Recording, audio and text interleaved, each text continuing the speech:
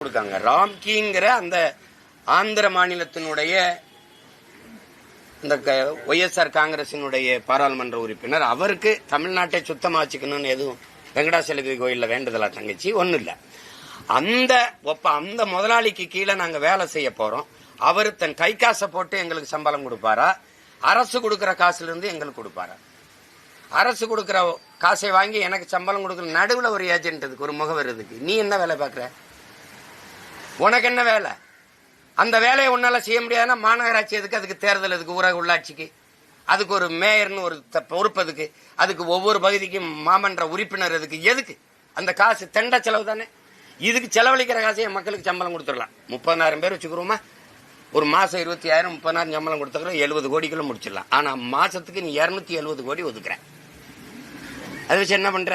5,000 கோடி வரி வருவாய் இருக்கு. அதுல அதை வச்சு என்ன பண்ற?